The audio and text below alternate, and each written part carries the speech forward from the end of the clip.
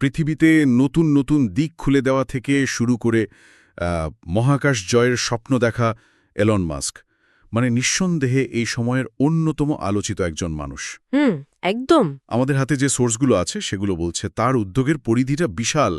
সৌরশক্তি আছে, ইলেকট্রিক গাড়ি, আবার ধরুন টানের বানানো, ব্রেন কম্পিউটার ইন্টারফেস, মহাকাশ ভ্রমণ, এমনকি ক্রিপ্টোকারেন্সি পর্যন্ত। হ্যাঁ, সবকিছু মিলিয়ে একটা বিরাট ব্যাপার। তো আজকের এই আলোচনায় আমরা সোর্সগুলো একটু ঘেঁটে দেখব, বোঝার চেষ্টা করব এই যে আপাত দৃষ্টিতে আলাদা আলাদা উদ্যোগগুলো, এগুলো কি ভবিষ্যতের কোনো সুসংহত পরিকল্পনার অংশ, নাকি শুধুই কিছু উচ্চাভিলাষী চেষ্টা।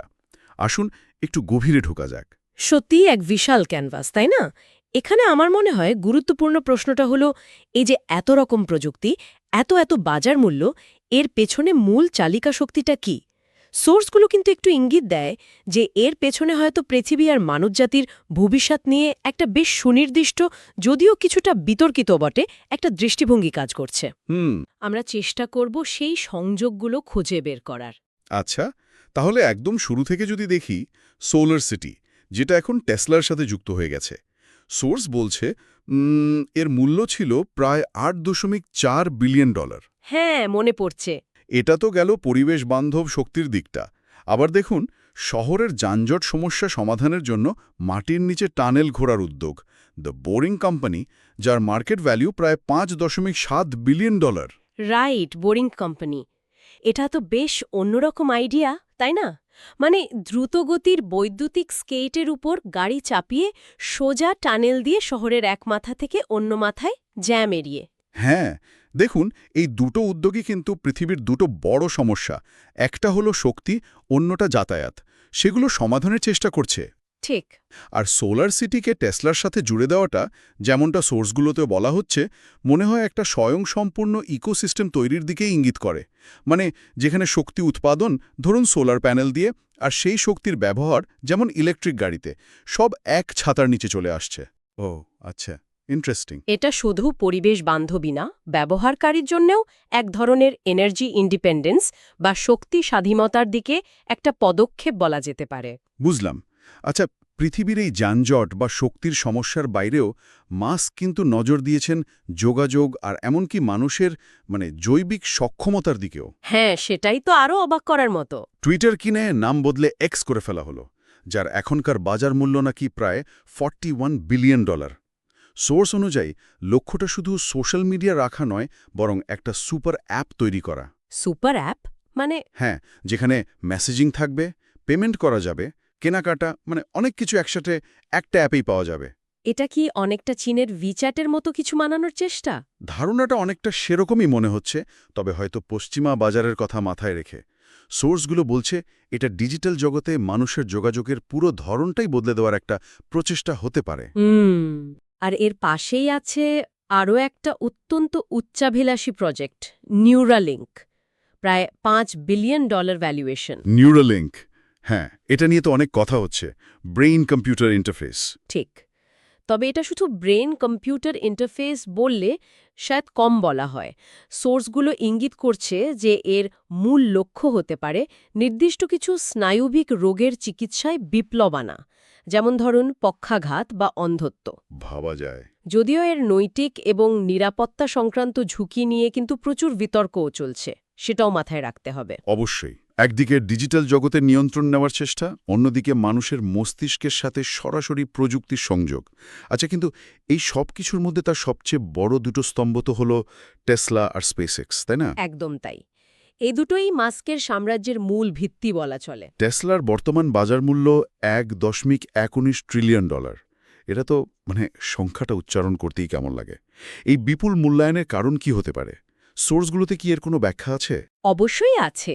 সোর্সগুলো বলছে টেসলার এই বিশাল মূল্যায়নটা শুধু এখনকার ইলেকট্রিক গাড়ির বাজারের সাফল্যের জন্য নয়, বরং ভবিষ্যৎ পরিবহন ব্যবস্থা মানে ধরুন স্বয়ংক্রিয় ড্রাইভিং প্রযুক্তি বা এনার্জি স্টোরেজ সলিউশন এসব খাতে এর যে একটা সম্ভাব্য আধিপত্য তৈরি হতে পারে সেটার উপর বাজারের আস্থাটাই এখানে প্রতিফলিত হচ্ছে। ও, মানে ভবিষ্যতের পোটেনশিয়ালটাকেও ধরা হচ্ছে। এক্স্যাক্টলি। আর স্পেসএক্স, যার মূল্য প্রায় $350 বিলিয়ন, সেটা তো আরও অনেক বড় স্বপ্ন দেখার গল্প।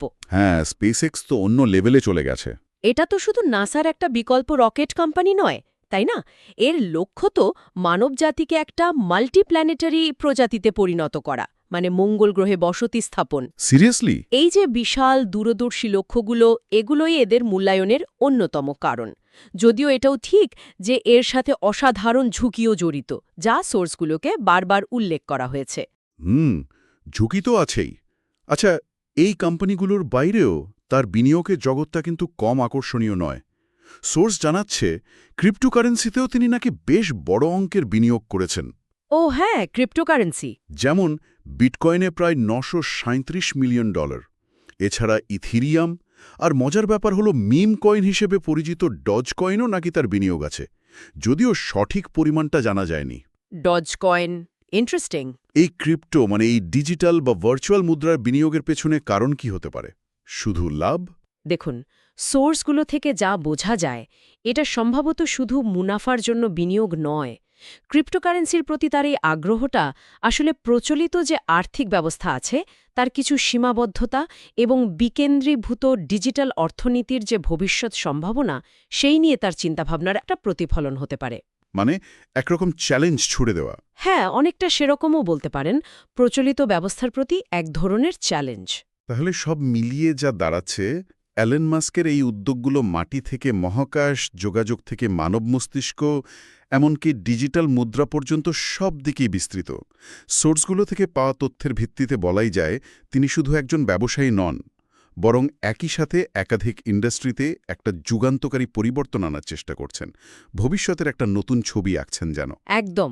তবে এই আলোচনা শেষে একটা গভীর প্রশ্ন কিন্তু মনে জাগতেই পারে, যা বিভিন্ন সোর্সেও একটু উকি দিয়েছে। কি প্রশ্ন? যে একজন ব্যক্তির হাতে এতগুলো ভবিষ্যৎ নির্ধারণকারী প্রযুক্তির নিয়ন্ত্রণ থাকাটা, এটা মানব সমাজের জন্য চূড়ান্তভাবে কেমন প্রভাব ফেলবে? মানে ভালো না খারাপ? হ্যাঁ, এটা সত্যি ভাবনার বিষয়। এই যে এতগুলো উদ্যোগ, এদের সম্মিলিত শক্তি আমাদের এই পরিচিত পৃথিবী এবং সম্ভবত মানব প্রজাতিতেই কোথায় নিয়ে যাবে, সেটাই এখন সবচেয়ে বড় চিন্তার বিষয়। এই প্রযুক্তিগুলোর বিকাশ যে গতিতে হচ্ছে, আমাদের সমাজ কি সেই গতির সাথে তাল মেলাতে আদৌ প্রস্তুত? সেটাই, একটা বিরাট প্রশ্নবোধক চিহ্ন রেখে গেলেন আপনি।